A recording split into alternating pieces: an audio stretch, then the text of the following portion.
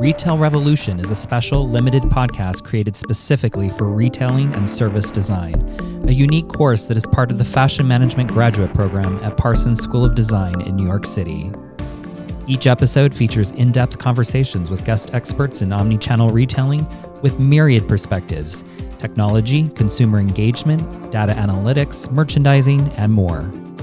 We pay special attention to the short and long-term challenges and implications of COVID-19 and potential opportunities to rethink retail's future.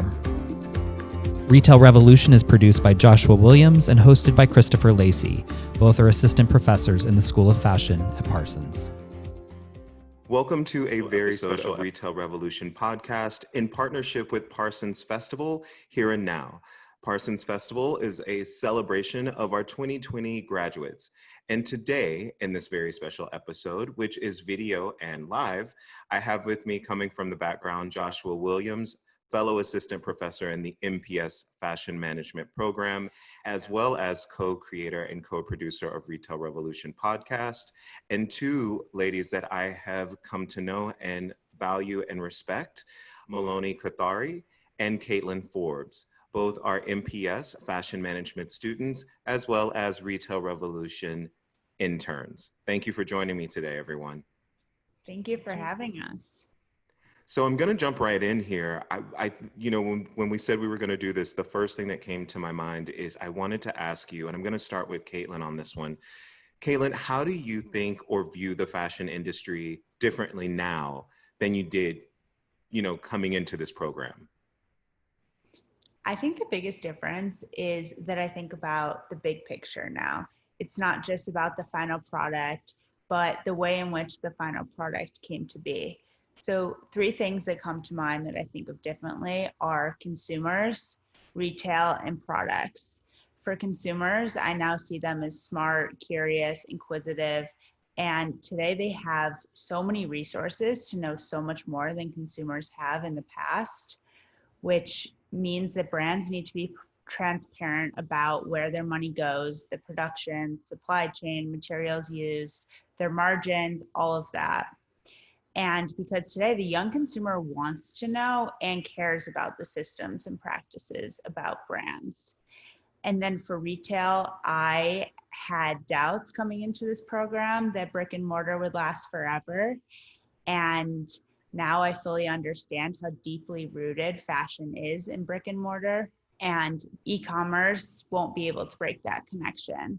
So I think that nothing can replace it. And then lastly, products. I no longer see products at face value.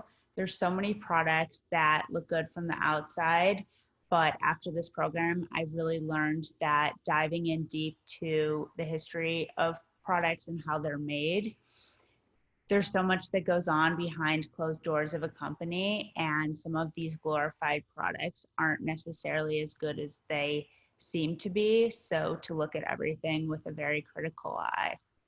And I remember when we started with the orientation week, there were these 4 buzzwords, which are authenticity, transparency, sustainability, and omni-channel. So during the entire program, we kind of deep dived into each of those, and we exactly understood what it means for the brands and the companies, and understanding it in a deeper level, especially what it means to the consumers as well, was very interesting to learn. Because Maloney, you brought up authenticity and transparency, and because you work in production, that's your background. Your background is also design. But along with that is something we talk about often, which is sustainability. And we often just think of that in terms of the environment. I want to know for you, how else do you think of sustainability, and how do you think we all should start thinking of sustainability? I think all of us should start thinking. Firstly, it starts with the tag. For me, personally, it is extremely important where it is made. So when I read made in Bangladesh or made in India, the most important thing is whether they are paying their workers minimum wage. So there are women and men working in these factories, and what are the conditions they are working in. So you are not really paying for the product, you are actually paying for the livelihood of these people. So it is important to choose a brand wisely when it comes to shopping, even as a consumer, to think about these people as well. So, Caitlin, I want to ask you because you worked in the field of, you have a background in PR and dealing with brands. And when we talk about sustainability and ethically, sourcing materials, Caitlin, for you, if you were to engage with a brand right now, what would you tell them they should be doing during this time? I think that during a time of transition, I would tell a brand to be authentic to your brand and your foundation. Brands are built off of people, and we like to think that those people are good. So Maloney and I have had conversations about this, but being a good person during a time of transition and those values will shine through. And I would say just make sure you stay true to who you are and not who you think consumers want you to be. It just never feels as authentic. And I think it's so important to be transparent and honest because people have empathy and will want to help you if they believe you. So stay true to your core values and to your mission statement. Yay, mission statements, values. That's what I'm talking about. So I feel like Josh and I have probably talked about mission statements and values, or at least I know I did to no end. And I actually thinking about mission statements and values, Maloney, you had a very clear thought about this relative to luxury and how their values or how their stance is portrayed on social media. And I'd love for you to talk about that right now. So when I look at luxury brand social media, even though it is throwing luxury products at us, it is extremely important for the brand to be empathetic that we are going through a pandemic. But that is not evident when I look at Chanel's Instagram. I think it's not required in this time to have a cruise collection launching in, right? We are going through something really serious. And it is important for the brand to always keep in mind the consumers who admire them, even though they cannot really afford them, who kind of save every dollar a month to afford that Chanel bag or that Louis Vuitton bag.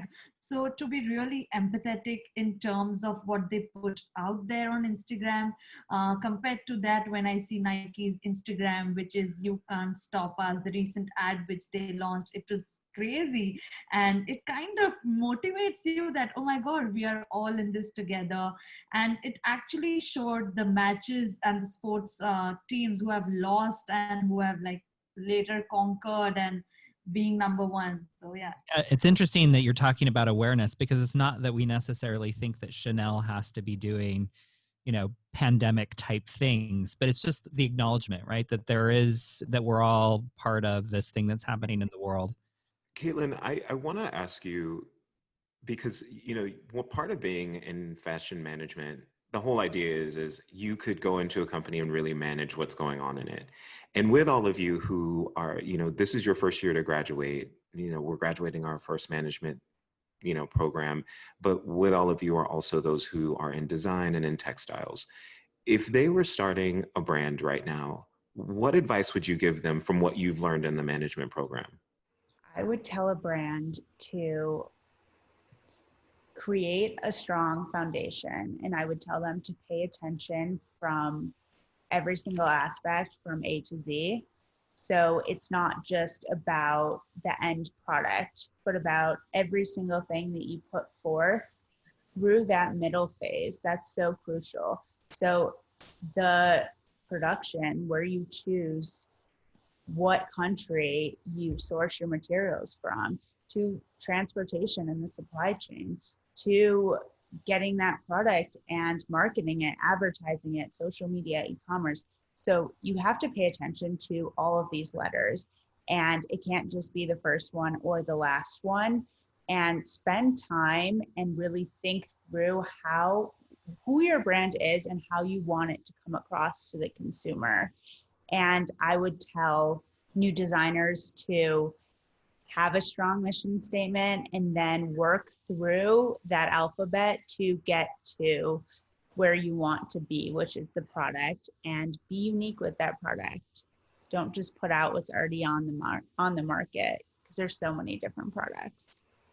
I would tell a brand to really take it slow and not just come out with the product for the heck of coming out with the product.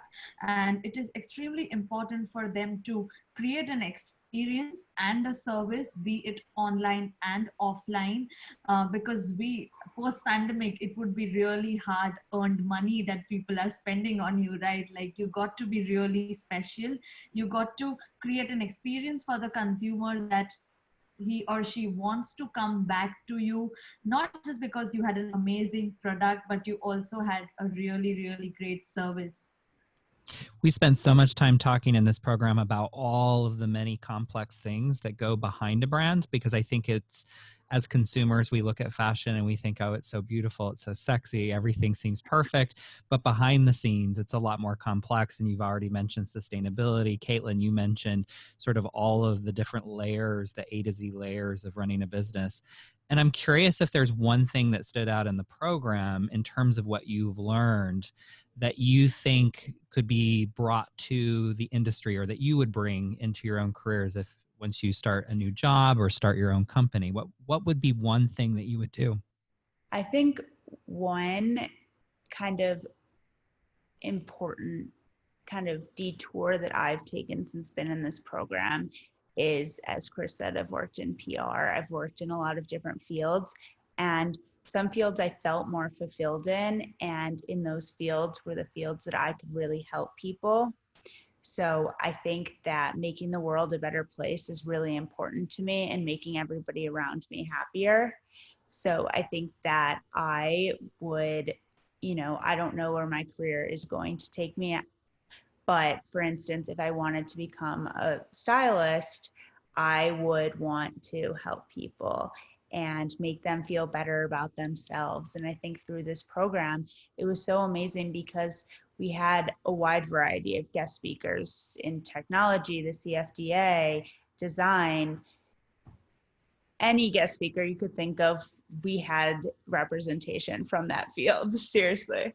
So it was so amazing because every single one of those speakers brought something good to the table, something positive. And they were all giving back by educating us, which was so powerful because as the next generation, we want to take all of that and then take it to the next level. So I think that for me, I really want to focus on finding my niche in fashion that I can make the world a better place. So very human centric. I like that. Maloney, what about you? Taking in all that we have learned over the year, I think it would be really important for me as a person to be honest and at the same time be rooted and authentic. Coming from India, I would like to actually take it a step ahead and be diverse in the decisions I make, even as a brand or even as a person, and kind of take it for the long run. So it should not just be like temporary. I would like that to go on forever and forever.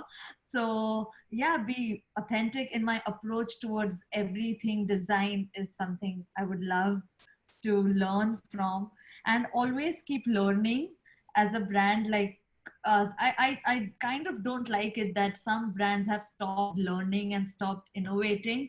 They're like kind of they are selling the same monogram. So I don't think that is going to work even 5 years down the line, to constantly keep innovating even though it is a heritage brand. So yeah, I would love to keep innovating and keep learning. That's important for me. Thank you so much. I think, for Josh and I, this has been just an amazing ride to have with all of you as students, but really with the two of you. We let you take the reins for Retail Revolution podcast. And I want to ask you, did you learn something from that when you did that Retail Revolution takeover? It's number 1 and number 2 episodes out there right now. So Maloney, what was something you learned from that you weren't expecting? The one thing I wasn't expecting post pandemic was that this Generation Z is ready to reuse and go ahead with the subscription model and go ahead with rentals and kind of like wear sustainable clothing or even wear the clothes that are worn by somebody else, and kind of just slow down on the entire process, because this is the kind of generation that is being marketed fast fashion, but still they choose to rewear something. That was a very, very big learning for me. and how social media plays such an important role in their life. And since they are on it, and they kind of associate themselves with the social media of the brand, and they actually are so emotional with it. Like for some of them in the class, if the brand does not stand on something on social media, it is like a big thing. We would never expect that 5 years back that this would be so emotional, but it is that is driving the business and also the world.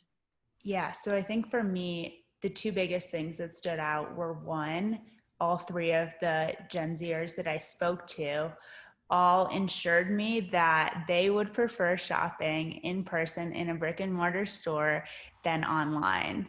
And they all said it right off the bat. And the reason for it being, which I found interesting, was one of the people that I interviewed said, my body's so unique.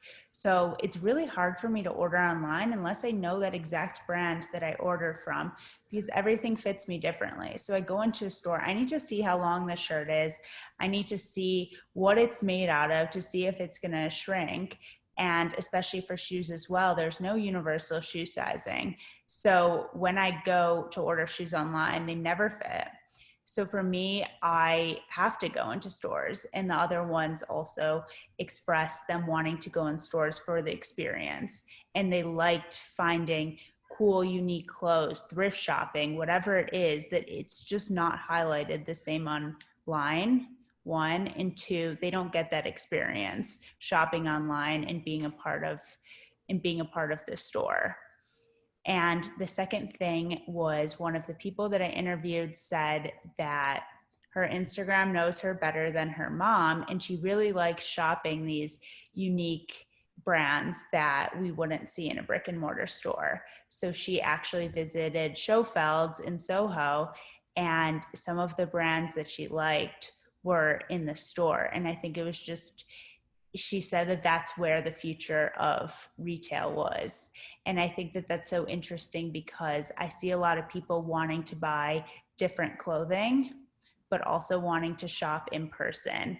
And I think Schofeld's does a great job of introducing people to new brands, or bringing people in that want to experience those new brands, young brands that are native to online in stores. So, lightning round here, question and answer. One of the key things about this program is we wanted to give you an intense year where you got to sort of luxuriate in rethinking what fashion could be and rethinking how you can be part of fashion. So, in just a couple of words, sentences, what do you know about yourself now, 1 year later, as you complete this program that you didn't know before? Caitlin. That I'm capable. Maloney. This was a surprise, that I can really push myself to know a lot about fashion every day, every morning, that it's going to throw surprises at us, but we have to be out there, challenging it, making it change a little bit in our own way. Yeah. That's so great to hear. I think it's so easy to get cynical about fashion, especially when you see the big picture and you understand how problematic so many parts of it can be, whether it's around sustainability, diversity, inclusivity, even authenticity. And I know as professors, sometimes we do get a little cynical, but our goal in this program is to help you be critical thinkers and to really think differently and be innovative. I can't even say that word. Wow. It's okay. You could be saying Yosemite. I could. There is that. To be innovative. There we go.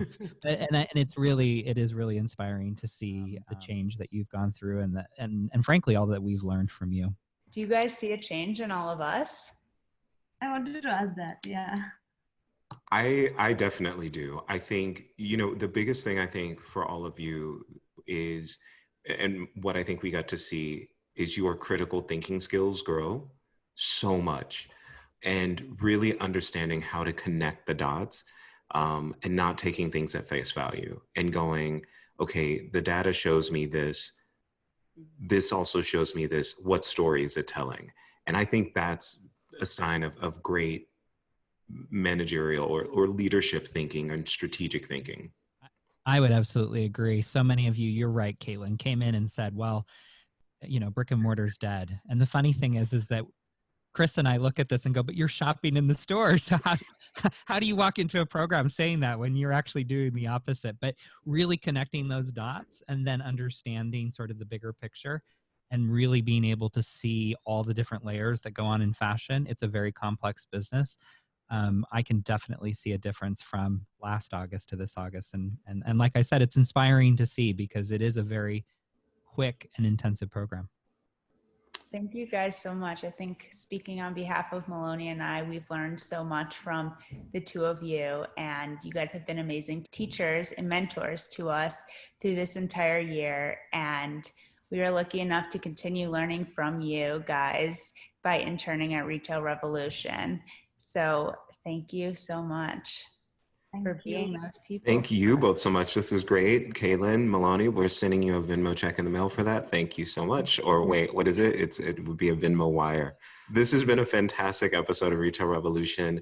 Good luck out there. Thank you so much. And thank you to everyone who's listening on the Here and Now Parsons Festival platform. Please feel free to check out all of the other programming that's coming your way.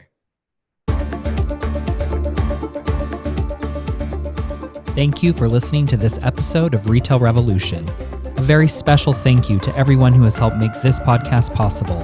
Our guests, our students, and fellow faculty at Parsons School of Design, especially in such an extraordinary and unprecedented time. Our theme music was composed by Spencer Powell. Be well and stay tuned for our next episode.